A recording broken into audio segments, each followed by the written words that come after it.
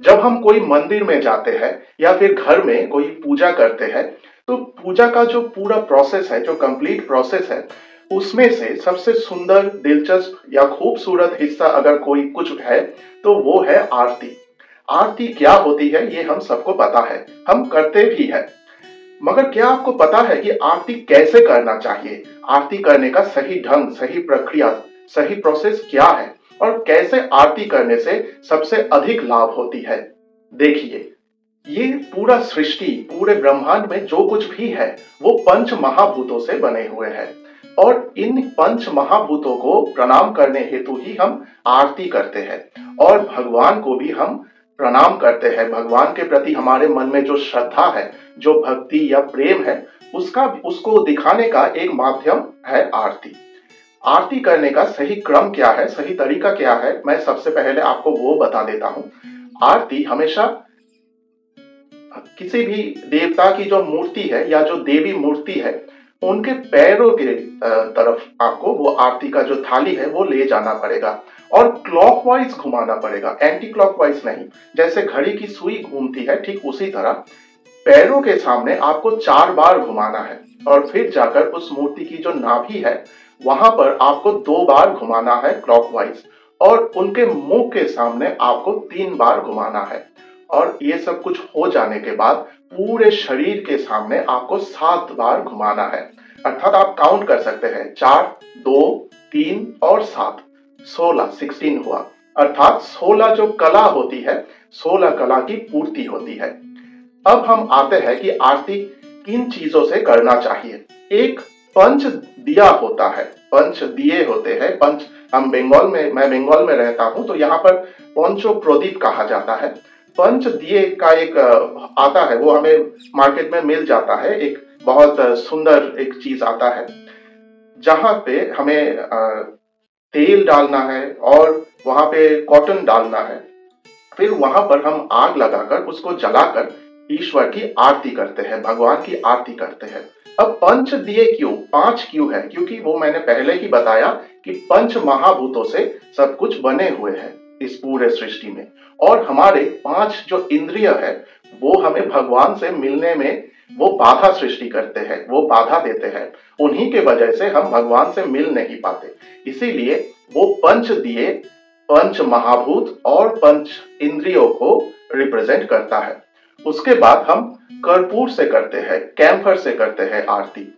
एक पात्र में हम कैम्फर या कर्पूर लेते हैं और उसमें आग लगा देते हैं, फिर उससे हम आरती करते हैं।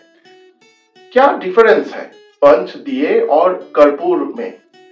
देखिए, वो जो पंच दिए है, कोई भी दिया आप ले लीजिए, वहां पर जो तेल है वो खत्म हो जाता है और वो दिया बुझ जाता है। मगर ये जो कर्पूर है, वो पूरा एकदम पिघल जाता है आग में, कुछ भी बचा नहीं रहता। तो ये सिग्निफाई करते हैं कि हमारा जो ईगो है, हमारे मन में जो अहंकार है, हमारे मन में जो सुपरस्टिशंस है, जो बुरी चीजें हैं, उन सबको हमें भस्म करना है।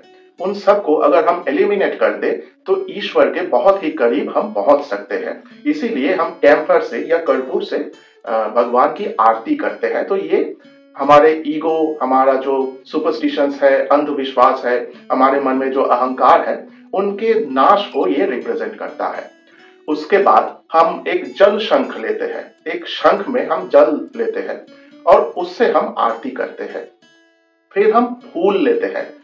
अब किसी ट्रेडिशन में, किसी कल्चर में फूल के जगह हम वो आम का जो पत्ता होता है, आम्रपल्लव जिसे कहा जाता है, उससे भी हम आरती कर सकते हैं।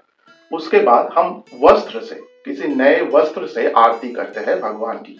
और अंत में हम उनको एक पंखे से या एक चामर कहते हैं उसको, उससे हम भगवान को थोड़ा हवा दे देते हैं। जैसे कि वो गर्मी में है और हम थोड़ा हवा दे रहे हैं ताकि वो शांत हो जाए। ये सारी चीजें एक्चुअली हमारे, वो जो मैंने पहले ही इसलिए बता दिया कि पंच महाभूत का जो रेफरेंस है वो हर वक्त यहाँ पर लागू होगा। देखिए, जब हम पूजा करते हैं, हम जो वहां पे जो घंटी होती है जिसको हम बजाते हैं, हमारा ये जो सेंस ऑर्गन है, कान, घंटी बजाने से जो आवाज की उत्पत्ति होती है उससे हमारा कान एक्टिवेट होता है। जो हम फूल लेते हैं या फिर जो वस्त्र होते हैं वो रंगीन होते हैं, तो रंगीन चीजों को देखकर हमारे आंख एक्टिवेटेड हो जाते हैं। हम धूप जलाते हैं या फिर चंदन देते हैं भगवान को, ताकि वो जो सुगंधी है, वो जो खुशबू है, वो हमारे नाक को एक्टिवेट कर देते हैं। और ये जो जल है, ये हम देते हैं क्योंकि ये जल को रिप्रेजेंट करता है हमारे पंच महाभूतों से। और ये जो आग है जो हम पंच दिए या कर्पूर से जलाते हैं, इससे इसका जो ताप होता है, जो हमारा जो स्किन है, हमारा जो त्वचा है, वो महसूस कर सकता है। तो स्किन जो हमारा सेंस ऑर्गन है, ये भी एक्टिवेटेड हो जाते हैं। तो इन शॉर्ट, आरती करने का जो मेन रीजन है, जो मेन सिग्निफिकेंस है, वो यही है कि भगवान, हम आपकी पूजा करते हैं और जिस पंच महाभूतों से आपने इस सब की सृष्टि की है, हम उनको याद रखते हैं, उनको स्मरण करते हैं।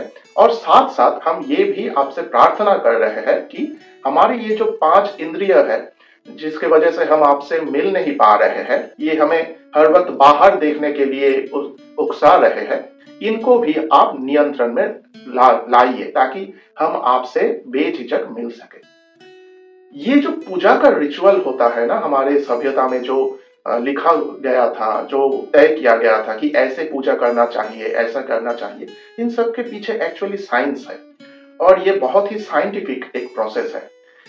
इसको अगर हम थोड़ा सीरियसली लेते हैं और ये सब कुछ याद रखकर अगर हम ये इन सब रिचुअल्स को फॉलो करते हैं, तो इनसे हमें बहुत लाभ होती है। अंत में मैं कुछ और भी कहना चाहूंगा। ये जो पूरा मैंने आपको सब कुछ बताया, ये बहुत ही आउटर साइड है। और अगर हम थोड़ा और भीतर प्रवेश करना चाहेंगे, किसी भी मूर्ति जिसके अंदर प्राण की प्रतिष्ठा की गई हो, उसके अंदर बहुत एनर्जी होता है। आपने मेडिकल साइंस में या साइंटिफिक जो थर्मल इमेजिंग के बारे में आपने सुना है, थर्मल इमेजिंग जो बहुत ही फायदेमंद होता है, जिससे बहुत कुछ हमें किसी और चीज से हमें लाभ हो सकता है थर्मल इमेजिंग की वजह से। ठीक उसी तरह वो जो प्राण प्रतिष्ठित मूर्ति हमारे सामने है, उसके अंदर भी बहुत सारे ऊर्जाएं हैं, क्योंकि भगवान स्वयं वहां वास करते हैं।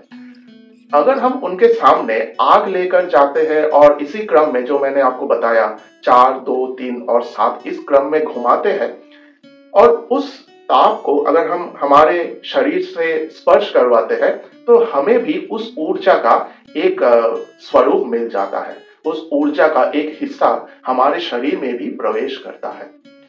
तो अब जब भी आप आरती करेंगे, जब भी आप कहीं आरती देखने जाएंगे, तो इस चीज का ध्यान रखना।